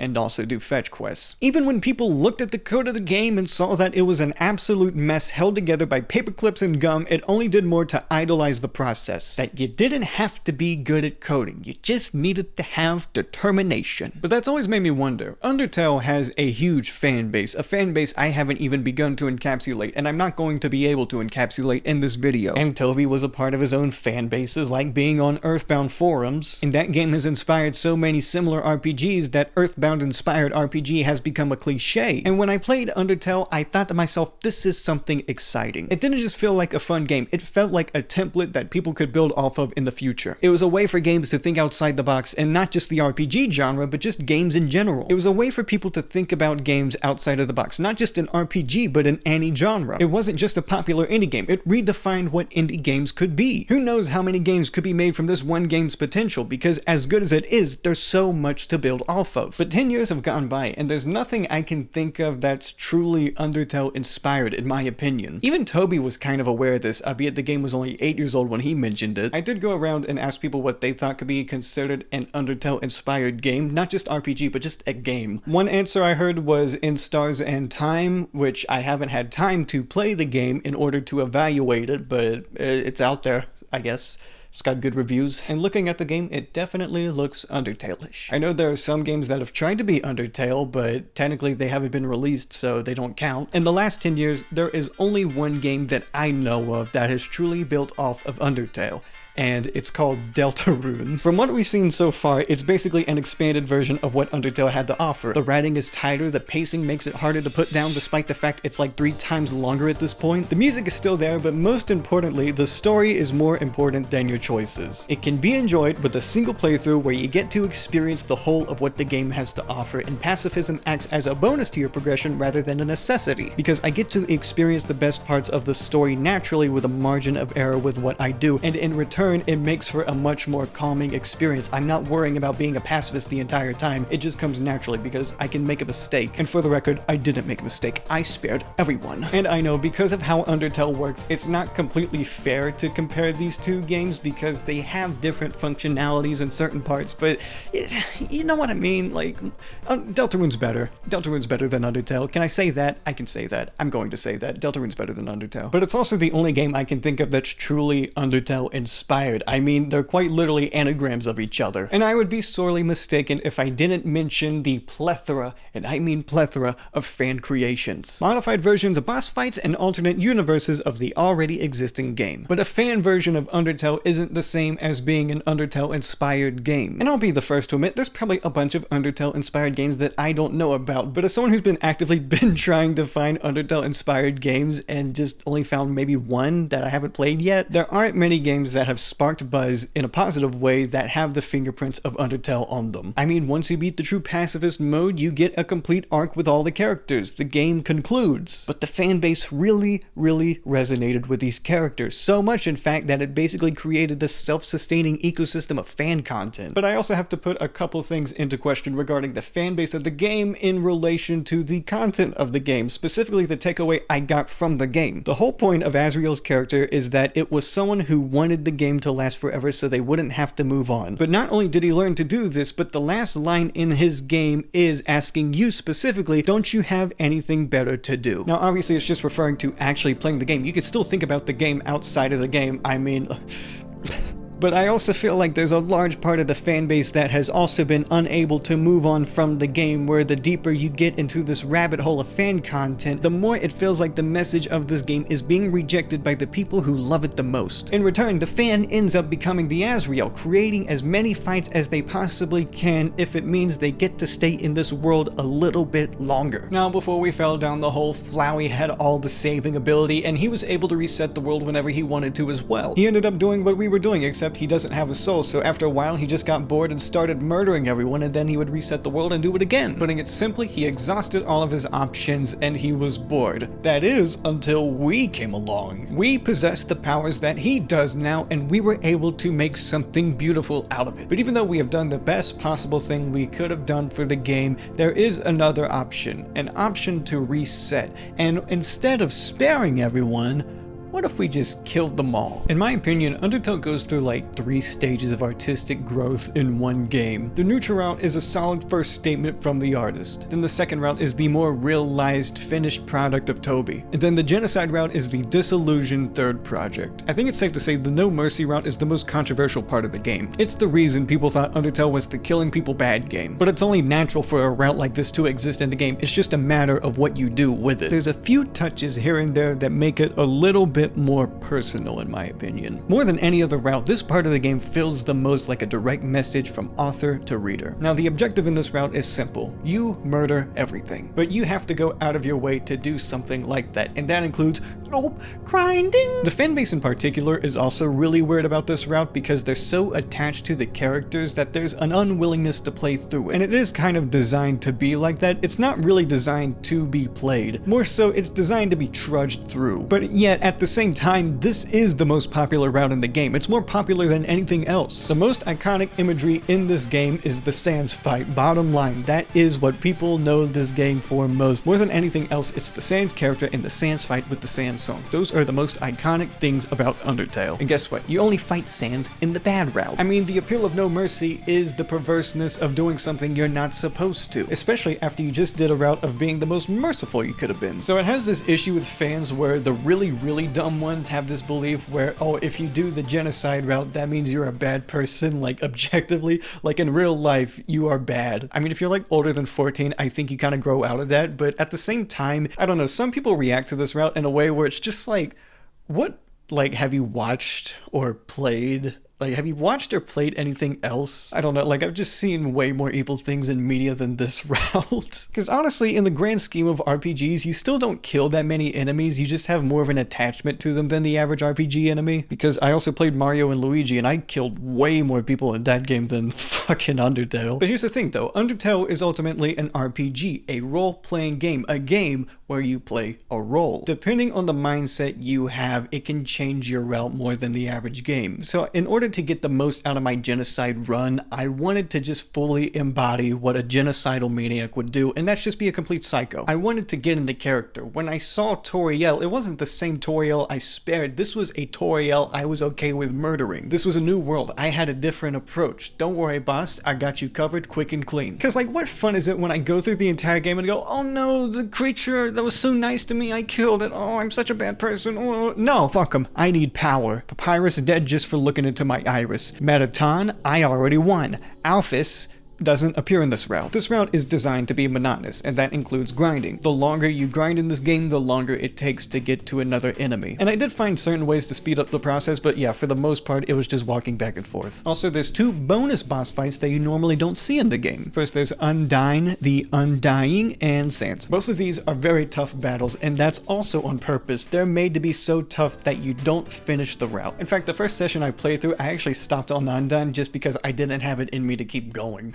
I think I actually started this route immediately after the pacifist route, so I didn't have much in the tank at that point. And in the back of my head, I was thinking, you know what, I probably got enough footage, I don't really need to finish this. You know, maybe I can just grab the boss fights and the big moments from YouTube, but something deep down in me just didn't feel right. This game's entire theme revolved around one thing, the ability to change the world at your will. Except this time when I did it, the game got angry. Not in the sense where, yeah, if you go on a killing spree, people start acting differently, but the game itself was angry in a way that I kind of felt insulted by. It kind of reminds me of Ulf, where it's like, don't you think the person designing this entire route's a little bit more depraved than the person playing it? I get the game wanted to discourage me, but morally it felt like going against everything I had worked towards at that point. You know, I've always been kind of an underachiever, hence why it took me so long to beat the game the way I did. And it's not that I'm a stranger to adversity, but if I had the option to leave when things got too hot, I usually would. And if I played the genocide route any earlier in my life, I probably would have left it Undyne. There's so many games, so many projects I have left behind just because things got too difficult. Because I did the same things then that I would have done with this route for 90% of my life, and that was just to leave when things got too hard. But Undertale taught me something valuable, that if I do things the way I think they should be done, or if I'm uncomfortable doing something, then I'll end up letting myself down in the long run. 10 years I played this game the way I played other games because I thought I was supposed to. But the one time I didn't, it ended up being one of the best gaming experiences I had. But now when I do that again, when I defy the expectations of what I think I should do, I get punished for it. I don't understand. It's upsetting to have the same mindset I did in the pacifist route, but with negative reinforcement. The game wanted me to lose, but I was tired of losing. I wanted to push through something like this at least once in my life, even if it meant I could just say I did it. And with that in mind, I was filled with determination.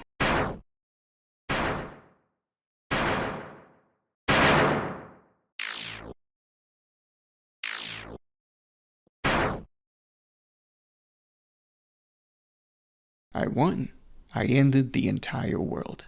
And I liked it. I showed them. All that was left at the end was a child named Kara, who gives a monologue stating that they were reincarnated through your sheer willpower. Every uptick of a number in the game is them. And at the end, there's a dialogue option. To make things back to the way they were, or keep it as it is. Now, being that I was still in character, I chose the character appropriate option. But regardless of what you choose, Kara will jump and slash you, thus murdering you as well. And thus you become like everyone else in the game. Nothing. The only way for the game to end is for you to manually shut it off yourself. When you open the game again, you're met with a black screen, a void, absolutely nothing. And to me, it's the true ending of Undertale. This was the only way for the game to end. Despite this being the unfun route, it's just too engaging to ignore. You get to see a completely different side of every single character in the game. Even side characters that aren't initially that interesting end up becoming the most interesting because of this route. And I think initially it wasn't intended for this part of the game to be as popular as it was. If you went into this game knowing nothing about anything, aka the first day this game was released and you played through the genocide route, you'd probably get the impact Toby was hoping for. But people now play this route because they know what will happen and want to experience for themselves. That's what I did, and in some sense it did take away the impact. So Toby would have started working on Undertale around my age, and speaking from my youthful energy, everything he hated about RPGs that was put into this route was absolutely genuine. But in a greater sense, it's also a criticism of people who refuse to grow or change. You couldn't move on from Undertale, that despite the fact you already got what you were supposed to get out of the game, you could not move on and have drained this game dry of everything it has. It wants you to stop playing before you spoil yourself. You all have that one song, right? That used to be your favorite song, but one day you just listened to it one too many times, and now you don't hate the song, but if you try to listen to it again, you just get sick. To me, that's what the genocide route is. You abuse something you love so much, and now you get nothing out of it, literally. I feel like a lot of Toby's anger in the genocide route is understandable. He's frustrated at people wasting their time and not being able to move on from things that prevent them from having new experiences. There's a reason the game ends with you leaving the underground, because after that you're quite literally supposed to go out and touch some fucking grass. But in the genocide route, you can't leave the ruins. You are trapped in there forever, both figuratively and literally. But there's always been some point of contention for me, and it's not, oh, killing people's bad, no. There's something else that just smells like a fallacy to me, but I just couldn't put my finger on it. You know, I feel like despite everything, Undertale ends as a cynical game, borderline nihilist, because no matter how many times you get to that pacifist ending, even if you shed actual tears at the ending, the true end that the game remembers is nothing, because in every route you can reset everything and make it back to the way it was. That is, except for the genocide route. And I know people will tell me, oh, the genocide route is what gives the pacifist route its true meaning. And that I understand. In order for your choices to matter, they need to have the impact of consequence. You know, the fact that you can do the wrong thing. But that's also what the neutral route does as well to an extent. It strips you of the reward of having a greater ending. The genocide route just cranks that up to the highest degree you possibly can. You can play the pacifist route an infinite number of times, but the one time you play the genocide route, it's darkness. The only way to start another playthrough is to wait for 10 minutes where Kara will talk to you one more time. They will let the world be back to the way it was, but for one thing in exchange. You need to sacrifice your soul. But if you do that, every pacifist ending is tainted with a reminder of what you did. This is the only thing that permanently affects your game unless you specifically go into the game files and erase your save. So to me, the takeaway I got wasn't, oh, killing people is bad, but more so that saving people didn't matter. That's what's always conflicted me about Undertale, and now that I've played through the entire game, I get to fully realize that. Don't get me wrong, it's still a great experience, but the game only remembers when I kill. If you kill Toriel and reload your game to save her in order to get to the pacifist route, Flowey chastises you for it because he remembered what you did. Which, by the way, I feel like this is the most disturbing part of the game. It doesn't disturb me by any means, but I just love how creepy and uncanny it is. And this part also falls in line with Flowey's character, but in a greater sense, it's also the game saying they only remember your wrongdoings. But this is only my interpretation. There are thousands and thousands, if not millions, of interpretations of this game, and all of them say something at least a little bit different. I've heard someone say that Undertale was about redemption, but they were also too scared to play the genocide route. Of course you can just complete the pacifist route and then put down the game, maybe even resetting it so you can pacify everyone again, but there will always be that looming dread of the absolute, that you could end this world once and for all with just one more playthrough. But there is one way to prevent the inevitable nothingness, or at least compromise the inevitable. One of the most popular aspects of Undertale's fandom are the alternate universes. Completely different interpretations of not just the characters, but the world itself. Even if Undertale ends, there are hundreds, if not thousands of people who have made their own version of this game's universe. And I won't get into too much detail, but this rewrites the rules of Undertale. Because this game is so meta in nature,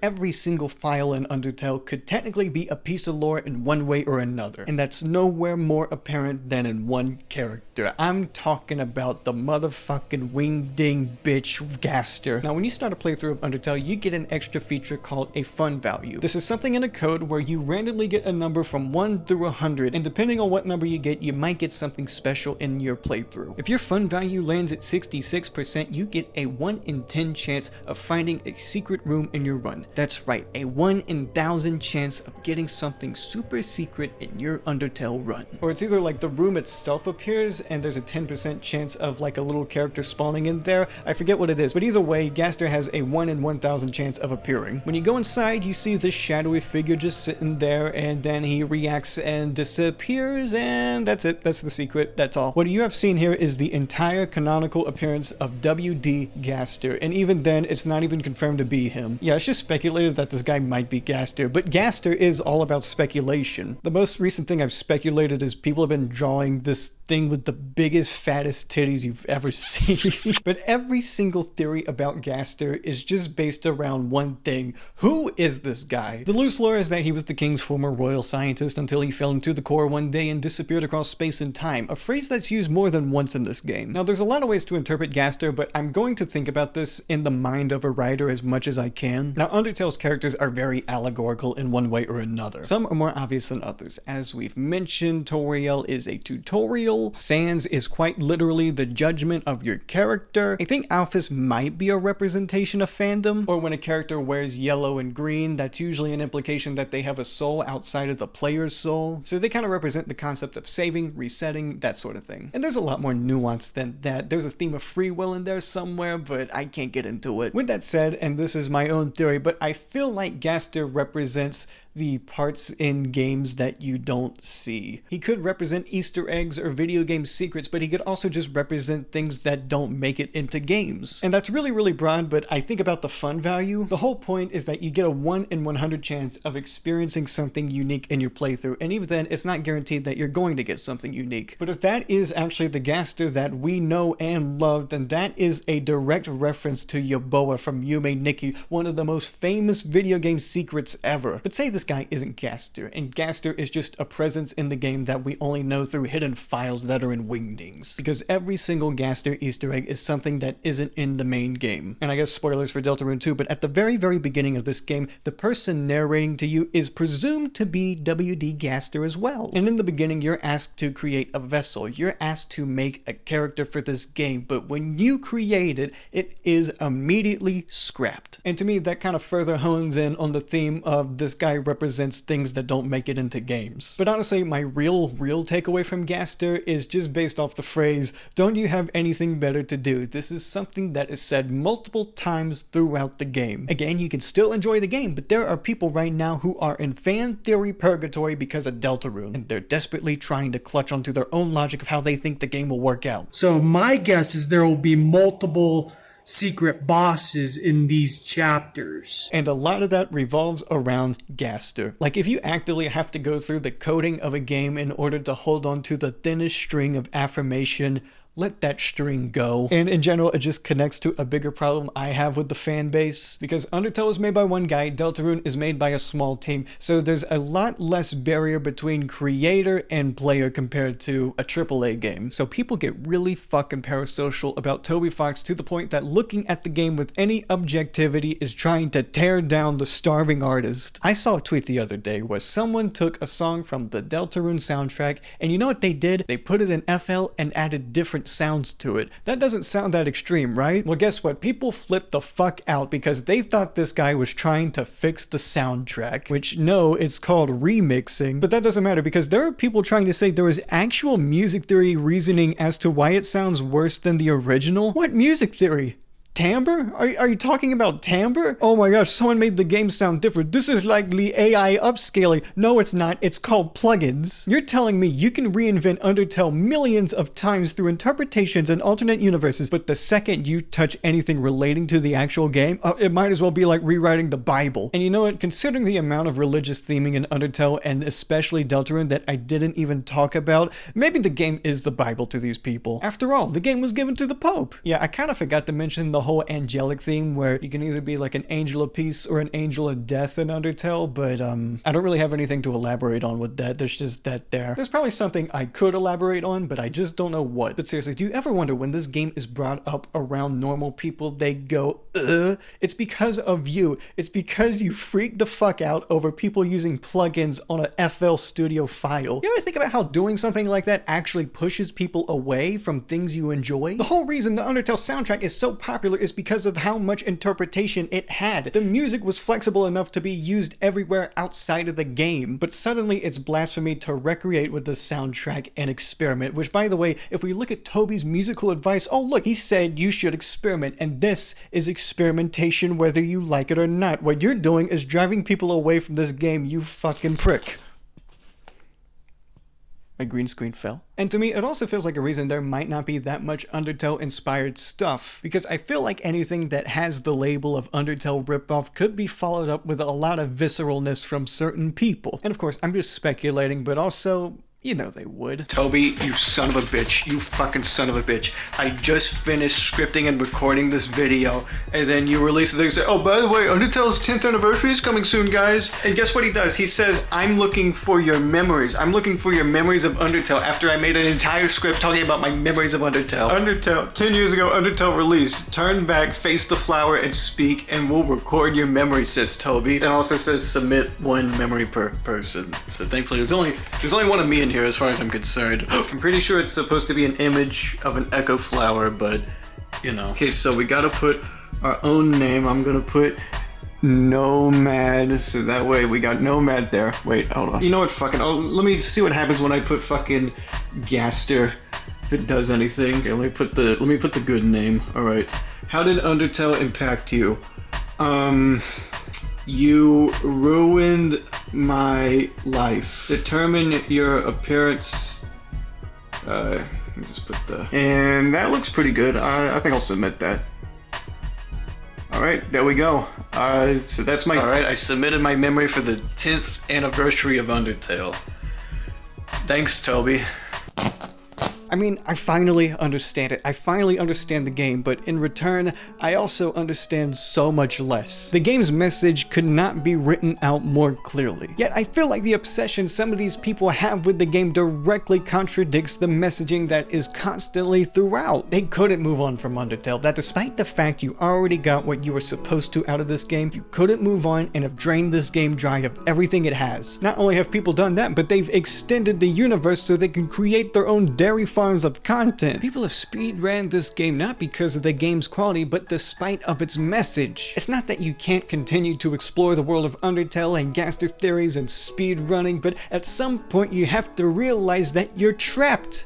I've been trapped. I've been trapped thinking about this game for a decade. I'm trying to purge this game out of my head through a video essay that's going to fall into a sea of ever-increasing Undertale video essays. Every aspect of this game, every area, character, dialogue box, it probably has someone talking about it for 30 minutes. I don't know, I feel like so many people talk about what makes the game comforting to them, yet they don't talk about what makes the game great. And there's just so many details about this game I won't be able to talk about. Like the hints that Alphys is watching us the entire time, and how Metaton was there all along to rig Papyrus's labyrinth, or how Flowey tells you to spare everyone in a neutral route so that way when you reset and everyone's alive for a pacifist route, you can tell Papyrus to meet everyone at New Home and then he captures all of them. There's so much to talk about in this game, but you get lost in it so easily. You can tell Earthbound was a very developmental game for Toby, not just because of its quirky RPG nature, but it also had an ethic about not wanting the player to do monotonous stuff. Although I didn't finish Earthbound for this video, there's one thing I think Earthbound did that completely demolishes Undertale, and that to me is the sense of adventure I had in Earthbound. I don't know another game that makes me feel as much like a kid than Earthbound does. I don't know how to explain it, but when I was exploring the world of Earthbound, something about it just felt so much more real, that the only way this world could be taken away is if you grew cynical. And by growing cynical, you abandon the game, thus the world. If you look at Earthbound and say that this game is for goo goo gaga babies, that means the enemy has won. There's an innocence to this that you just don't get in other games that I didn't get from Undertale. It's a game that could only be made because it loves RPGs, but wanted to defy them to make something greater, just like how Toby made Undertale. It's the reason why this game stands out above all others as the Earthbound-inspired RPG. It didn't copy Earthbound, it embodied the ethics of the game. And I gotta mention, man, Toby was 21 when he started Undertale. He was a baby just like me. Okay, maybe he wasn't as much of a psycho, but think about the last time someone in their early 20s has made something perfectly.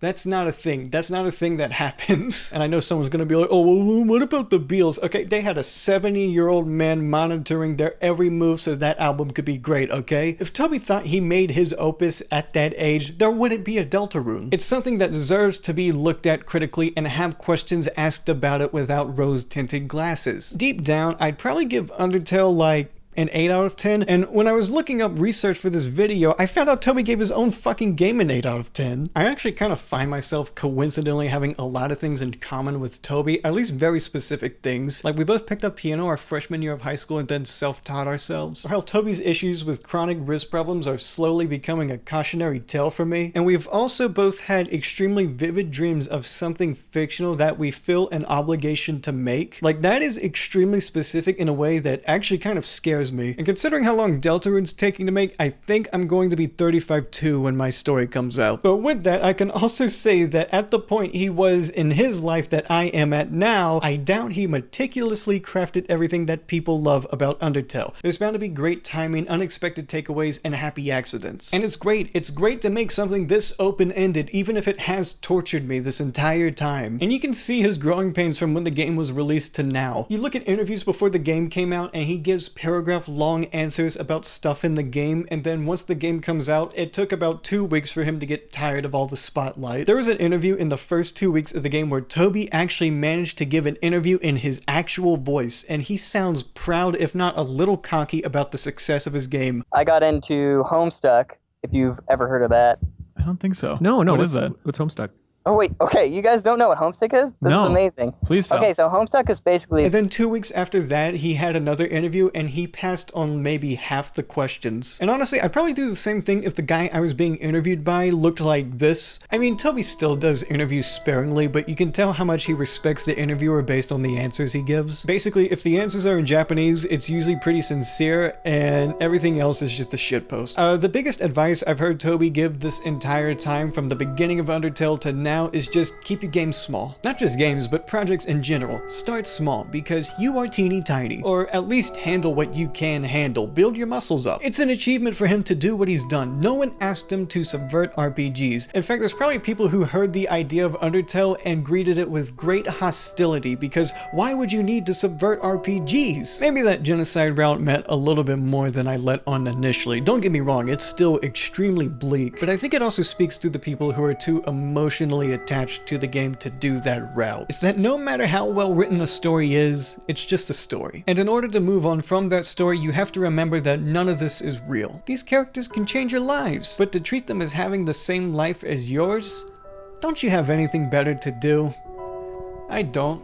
I'm gonna make money from this video. I can safely say no game has made me think about art as much as Undertale has. At the very least, I hope the takeaway you get is that you should make something on your own, to break free from the shackles of limitation that your mind has and just drive yourself to do something. Even if it's not the greatest, you can still have the chance, the smallest chance, to make something great. Or, you know, just make what you want to make. And Toby Fox, if you're watching this, I just wanted to say that